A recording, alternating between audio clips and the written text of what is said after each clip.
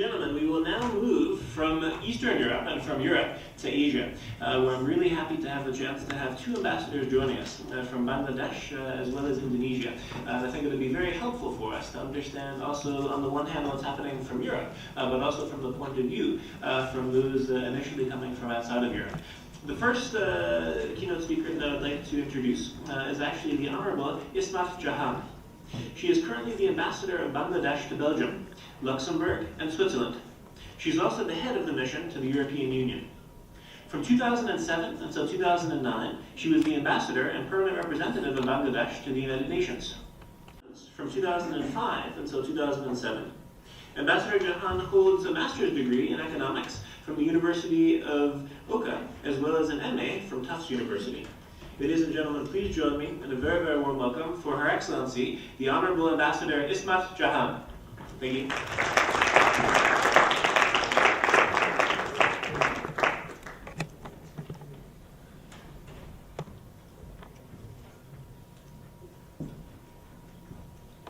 Thank you very much.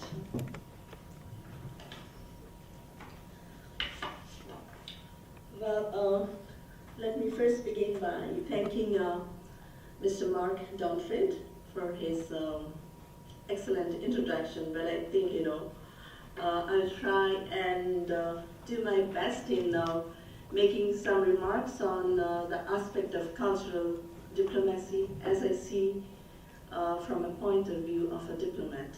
Although I'm the ambassador of Bangladesh, but I'll say that, I would be presenting the presentation in my capacity and in my individual capacity also as a diplomat.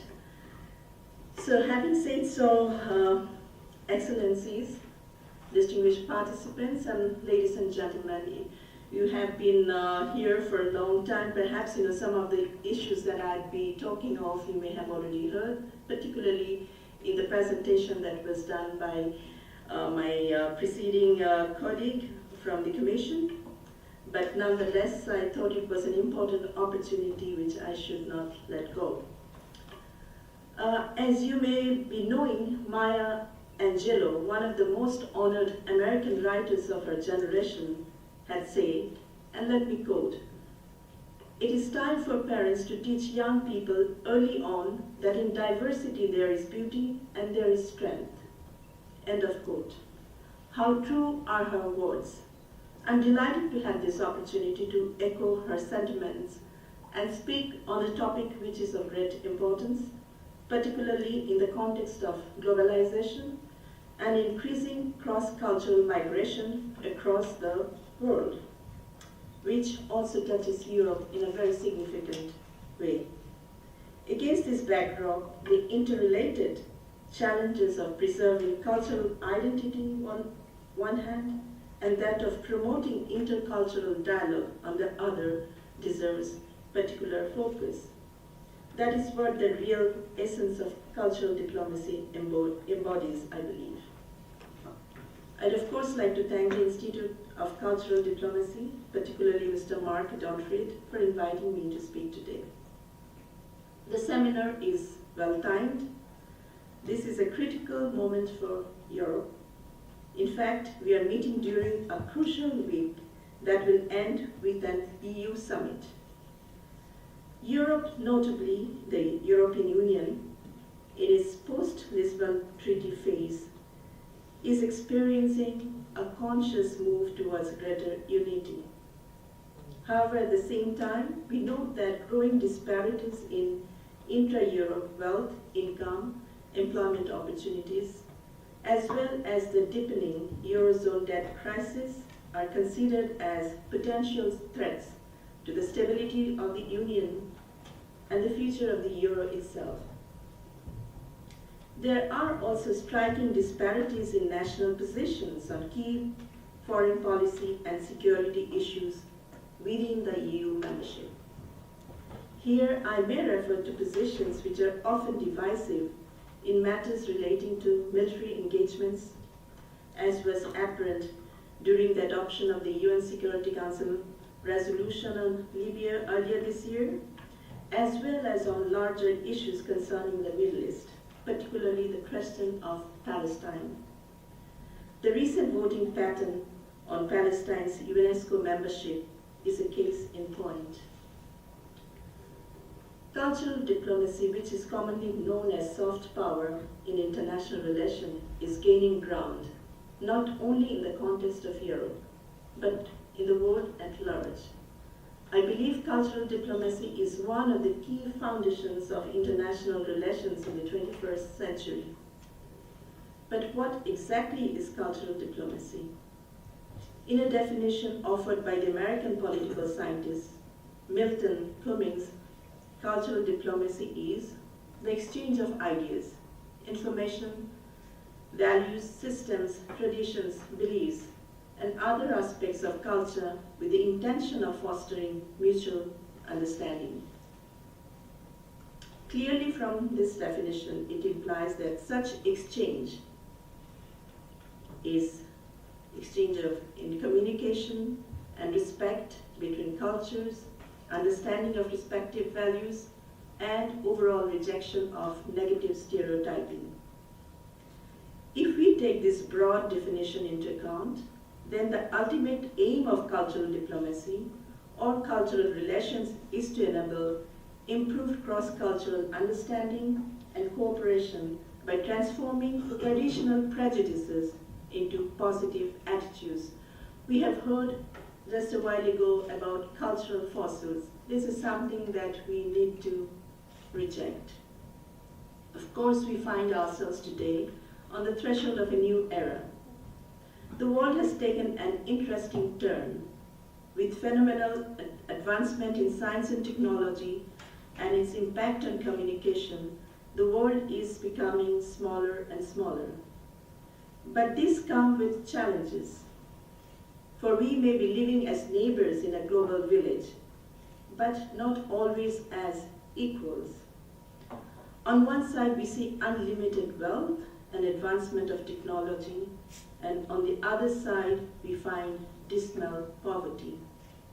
Sadly, violence, conflicts, and intolerance remain quite pervasive, touching every society, every community, and every country, not only in Europe, but also beyond.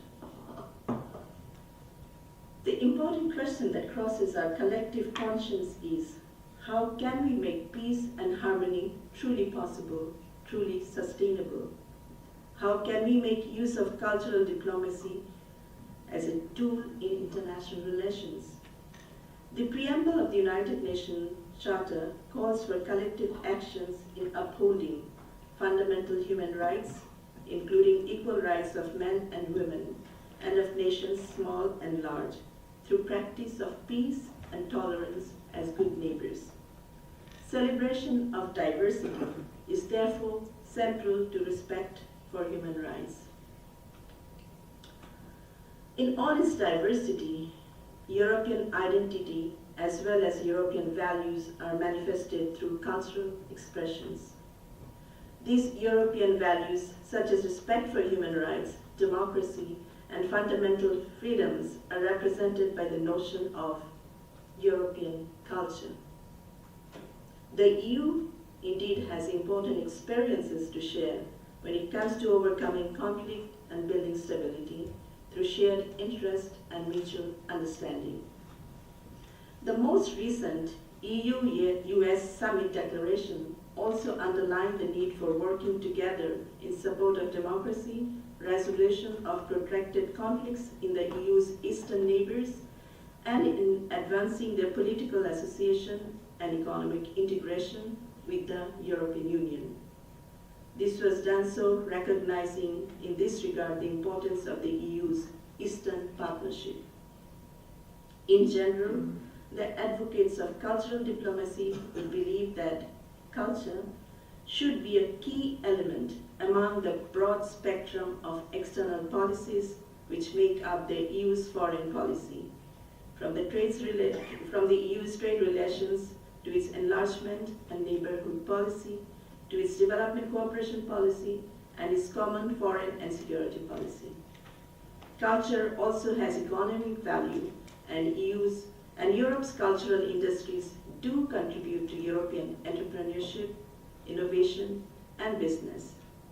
Europe's diverse cultural landscape also makes it as one of the most attractive global tourist destinations in the world. Dear participants, the latest debates on the cultural dimension of European foreign policy and the need for a common European cultural policy refer to a number of challenges, as for example, the cultural dimension in the East European countries is perceived to be different from the rest of Europe. Some would argue that the Cold War mentality, which still prevails in some form or other, is one of the main obstacles to common European values. Therefore, the role of cultural cooperation in the enlargement process is likely to differ between the East and the West part of Europe. But as a whole, a comprehensive EU strategy on culture in the EU's external relations would depend on the coordinated efforts of the old and new Europe, as well as on the efforts of the new EU members and those aspiring to become members. In the EU enlargement process, the notion of cross-cultural dialogue is also an important factor in achieving consensus in the EU. The EU has adopted the initiative, quote-unquote, the cultural bridges, which focuses, although primarily on Turkey, which is the largest EU candidate country with a population predominantly Muslim. But the aims of that initiative is to combat prejudice in Turkish and European societies through cultural exchange and by building lasting dialogue. Some critics are, however, skeptic about the success of such initiatives in encouraging integration of immigrants, as well as in promoting the natural acceptance of connective cultural diversities for their harmonious coexistence within the larger EU society. Similar apprehensions are also raised about initiatives of individual member countries in Europe, as for example in Germany, France, Belgium, the Netherlands, and the UK, in promoting multicultural understanding and in tackling the challenges of migration. Some political parties may face pressure from within to take a tougher line on immigrants who fail to adopt the local language and culture. I would not like to get into the classical debate on integration versus assimilation of immigrants in host countries here today. To me, it is both a political and emotion-laden question, but I should rather say that social and cultural integration is a two-way street. Respect for each other's culture is mutually rewarding. We should remain open to learn from each other and accommodate and adjust when needed without sacrificing our identity. It is also important to distinguish between legitimate cultural diplomacy and attempts to exert cultural influence for less ominous intentions. Certain aspects of cultural diplomacy might entail aspects of what is sometimes termed as cultural imperialism, which can turn into so-called cultural aggression by systematic exploitation of an alien culture in a subtle but aggressive way in order to eventually replace or overshadow the country's own indigenous culture. Such aggressive attempts are dangerous and counterproductive to promotion of multiculturalism, and we should remain alert to it. Another challenge to promote European cultural diplomacy is populism.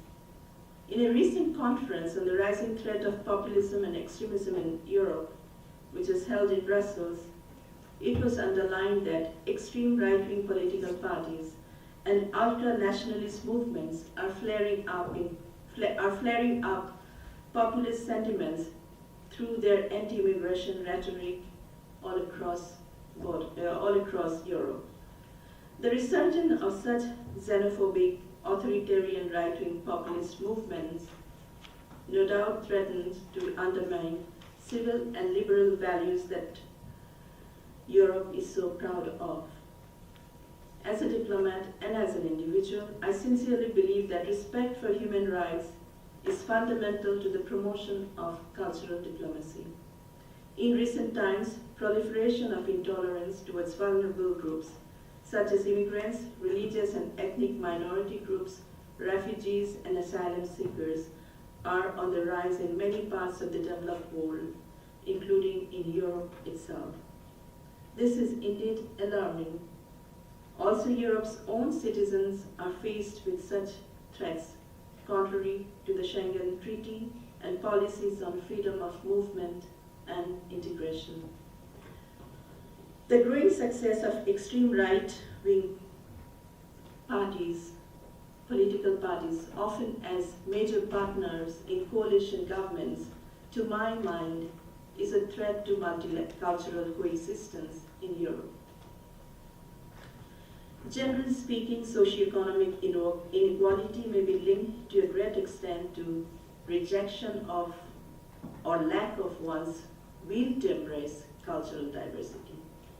Social and economic deprivation, high unemployment, and overall lack of opportunities often feed into growing frustrations among the common people. In Europe, for example, the current debt crisis, followed by austerity measures and urgings for spending discipline, further complicate matters. The populist propagandists who find wide support from among young people rally against multiculturalism, staunchly believing that their European national identity and culture is being threatened by immigration and, in many instances, what they say, threat of Islam, and that their jobs are also being increasingly taken up by outsiders, the foreigners. Notably, in their very extreme view, the future of Europe is in absolute peril with an eventual takeover by the immigrants and minority religious groups. You'd appreciate that such line of thinking is both dangerous and myopic. Needless to say, such belief is symptomatic of declining confidence and growing sense of insecurities where societies are gripped in anxieties about their future well-being. In the process, there is an innate temptation to raise barriers and search for one's own identity. We ask ourselves who we are. What will become of us unless we resist the diversities? Obviously, in times of difficulties and uncertainties, people become more defensive of their own identity, and there are greater chances for them to become exclusive and less tolerant to cultural diversities.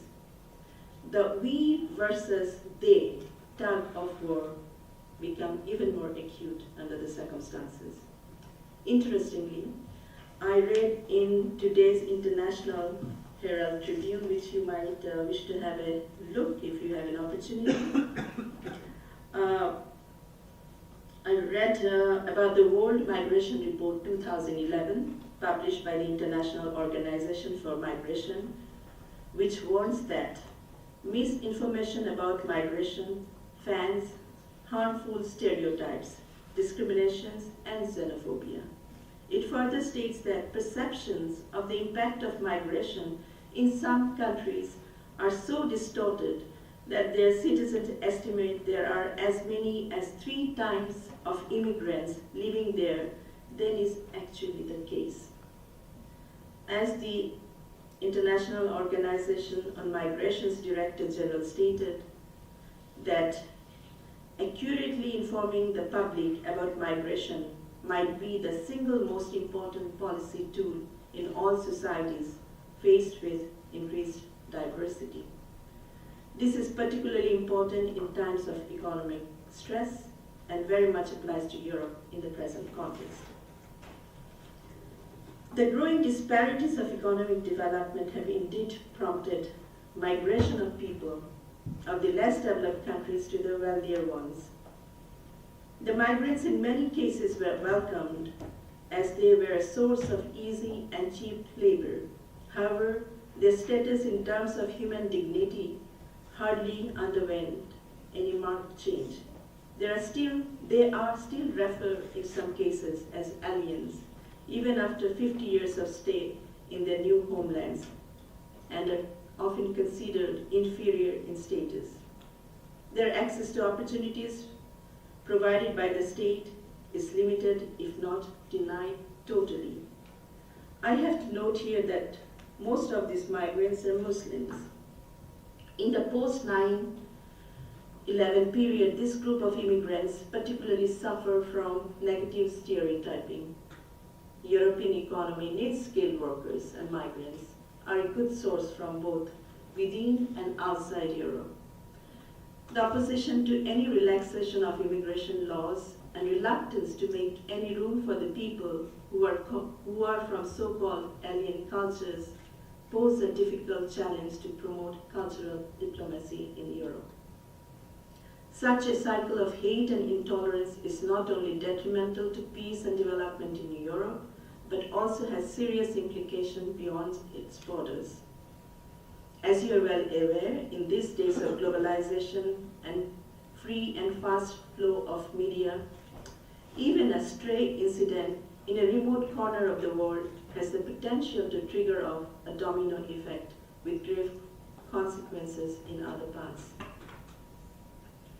There must be therefore concerted efforts to educate the society to reject all forms of intolerance, negative stereotyping, stigmatization, discrimination, and incitement to violence based on religious beliefs and cultural diversity. Intercultural dialogue involving all segments of the society is essential as confidence-building measures of mutual trust and respect for celebration of diversities. Ladies and gentlemen, Brussels, as the capital of Europe, I believe is best placed to promote unity through celebration of diversities. In this country, which itself, of course, is very much marked by issues of language and identity, people from many parts of the world come to live and enrich the local society by sharing their culture, epitomized in the language, their way of dressing, music, food, and not least by their faith and religion. This cross-cultural understanding is a mutually rewarding experience and must be celebrated instead of being shunned. Speaking of Belgium, I'd like to congratulate the Belgians present here today on the formation of the new government, following a long and laborious negotiations that took place over 500 days. Let me just refer to the UNESCO World Report on investing in cultural diversity and intercultural dialogue, which highlights 3 challenges relating to cultural diversity that will come to confront the international community in the years ahead. These are, number 1, combating cultural illiteracy. Number 2, reconciling universalism and diversity. Number 3, supporting new forms of pluralism resulting from the assertion of multiple identities by individuals and groups. In our globalized world, in which the context between cultures are expanding rapidly thanks to ICT, promotion of cultural literacy assumes renewed urgency. It goes without saying that the very readiness to accept cultural differences, to welcome them without being alarmed by them, has enriched intercultural coexistence in many of our societies. Under the circumstances, the focus should be how to help equip individuals or groups with the necessary tools to manage cultural diversity more effectively. I believe this is where greater interventions are required by policymakers and decision makers, not only in Europe, but elsewhere too. Secondly, intercultural dialogue should ensure equality between all stakeholders in society. Multilingualism and media and information literacy have an important role to play in this regard. Happily, the role of multilingualism in building intercultural dialogue is now well recognized. I'd like to dwell a little on multilingualism. Linguistic and cultural diversities represent universal values that strengthen the unity and cohesion of our societies. The very recognition of the importance of linguistic diversity had prompted UNESCO in 1999, while acting on a proposal from Bangladesh, to proclaim an International Mother Language Day to promote unity in diversity and international understanding through multilingualism and multiculturalism. The day is celebrated each year on February 21st. The specific date was chosen as it marks the very day in 1952, on the day when many died in the then East Pakistan, present Bangladesh, in defense of Bangla, the mother language of the majority population, against the decision of the ruling authorities to impose Urdu as the only state language of the country. Given Europe's rich linguistic and cultural heritage, we are pleased to note that multilingualism has emerged as a priority concern of the European Commission.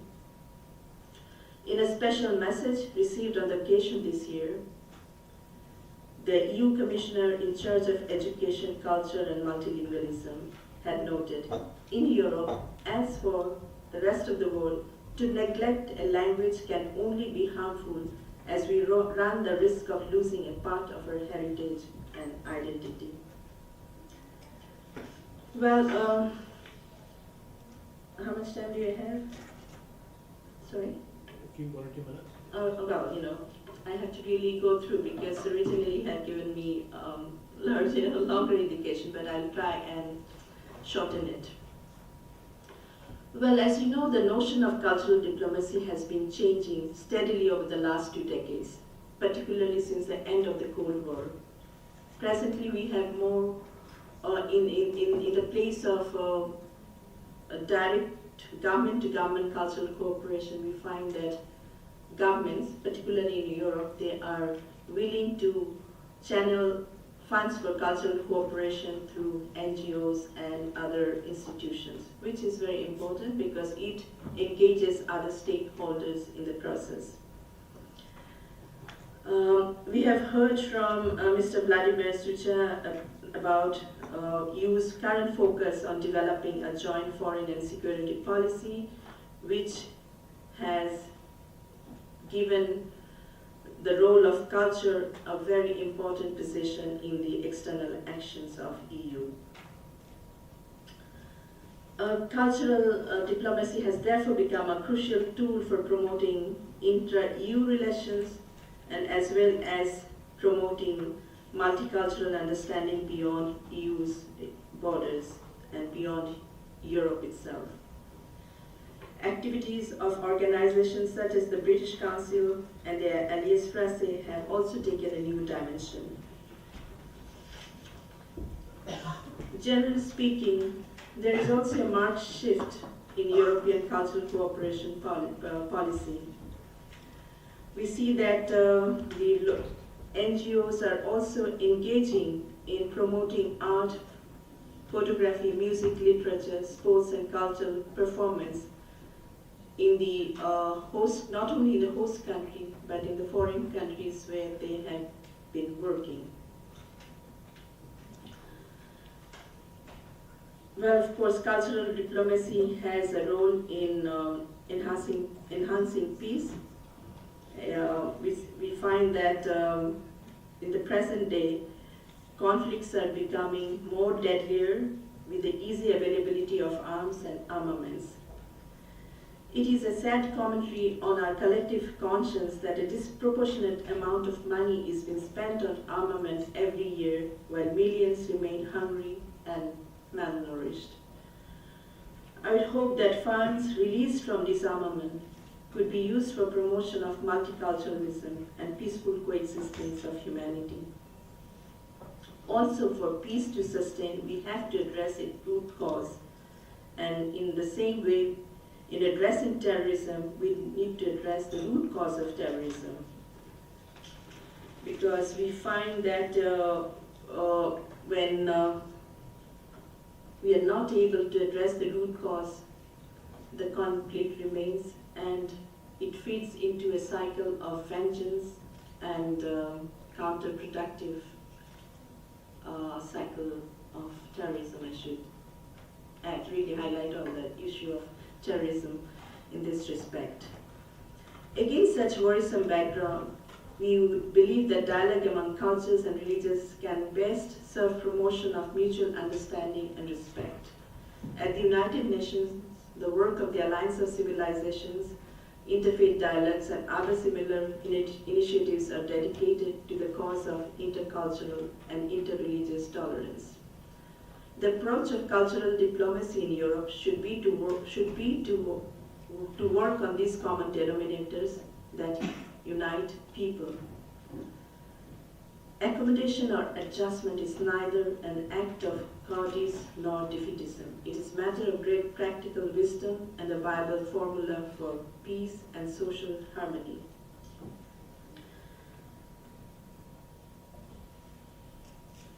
There is no denial of the fact that religion is and will continue to be a powerful element in the polarization of societies. In this context, the religious leaders within and beyond Europe would need to play a constructive role. It is they who can and must raise their voice to end the hatred and intolerance perpetrated in the name of religion. Culture of peace is something that we should continue to follow, and I should say that with a modicum of pride that Bangladesh at the United Nations was honored to steer the process of a resolution calling for a culture of peace and peaceful coexistence of humanity.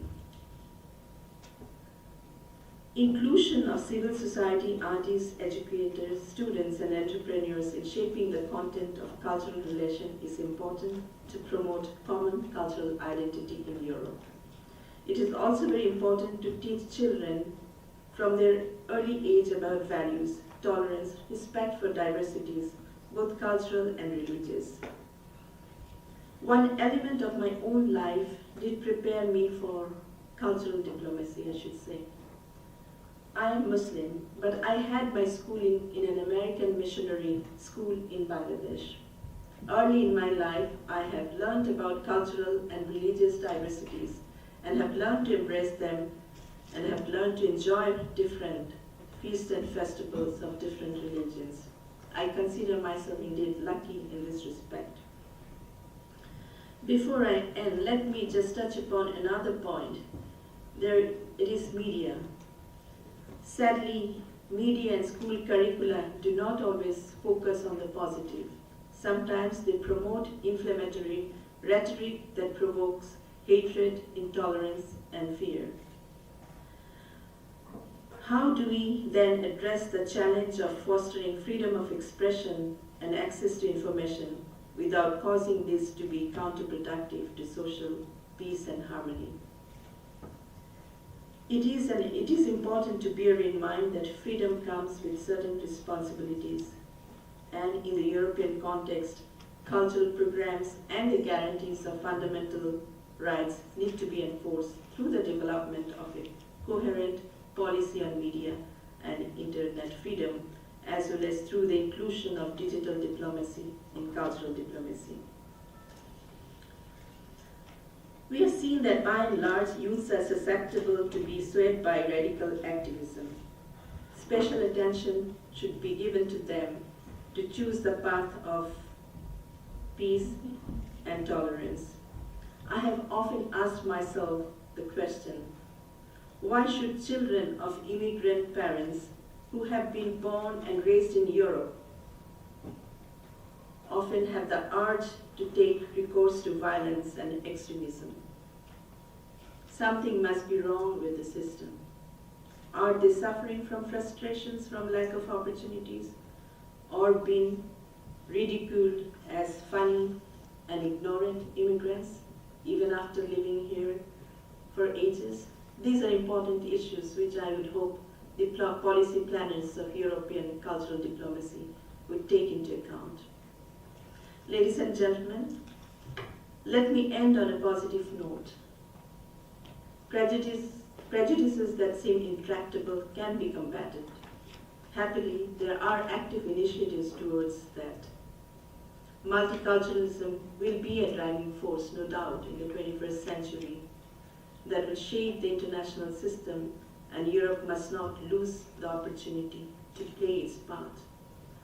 Nobel laureate Rabindranath Tagore, whose 150th birth anniversary we celebrated this year, in his vision of globalization and universalism had stated, and let me quote, "Where the mind is without fear, where the head is held high, where knowledge is free, where the world has not been broken up into fragments by narrow domestic walls." How true are his words. And we also, many of us know the famous song of John Lennon's, "Imagine." I have the urge to quote from that song also. "Imagine all the people living life in peace. You may say, I'm a dreamer, but I am not the only one. Imagine all the people sharing all the world. You may say I'm a dreamer, but I'm not the only one. I hope somebody, it will be us, and the world will live as one." Thank you very much. Today is also St. Nicholas Day, which indeed marks the beginning of the season of celebration and festivals. I wish you all a very happy St. Nicholas Day. I wish you peaceful holidays and a happy new year. Sorry if I have gone beyond, but I was expected to speak longer, but I hope you would forgive me if I have taxed your patience. I'm ready to take in few questions if the chair permits. I'll be happy to do that. Thank you very much.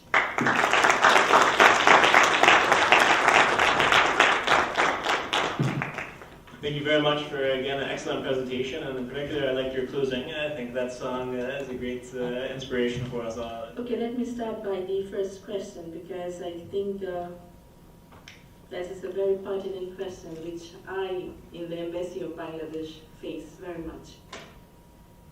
We have the intent of having cross-cultural bridges, more cooperation with Europe, with the European Union, but we are constrained by resources. This is a question that I always ask.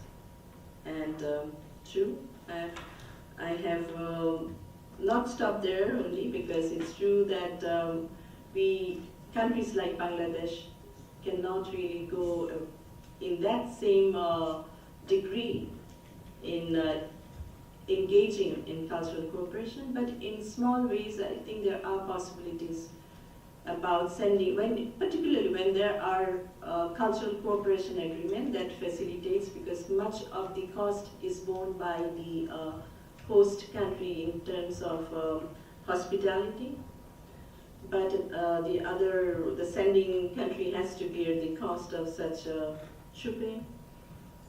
But exhibitions, for example, photography exhibition, media can really project, even if there is a lack of opportunities to send delegation. But I believe that, media, which is a very powerful tool, a powerful source, can be utilized. And also to encourage the non-governmental organization. For this, of course, we need partnership. For this, the European Union does have that kind of resources and the intention. And I would hope that there would be possibilities to engage in such cooperation. In fact, just before coming into this room, I had a discussion with Mr. Don Fred about the possibility of exchanging young leaders who would go from between two countries, or sometimes it can be regional. It might be more expensive to send a delegation or a cultural trip into a particular country. But this can be done when jointly organized, like not only one country in that particular area, but countries in that region. So I think, this is something where we do feel constrained by resources, but we are totally not frustrated because there are avenues on promoting that part of cultural diplomacy, even for least privileged, economically I'm speaking, countries. Now your question about cultural bridges and Turkey. Well, I think it has to be replicated elsewhere. This specific program on cultural bridges is targeted to Turkey, which is an important candidate country of the European Union. So there are obviously some specific reasons to focus on Turkey with that cultural bridge. But there are not only one bridge in the world, as you know, there can be a number of bridges. And it is important, the more bridges we can build, we can bring down the walls that divides countries, that divides culture. So it should be replicated elsewhere. Thank you. Ladies and gentlemen, once again, Her Excellency Ambassador Ismat Jahan. Thank you. Thank you very much.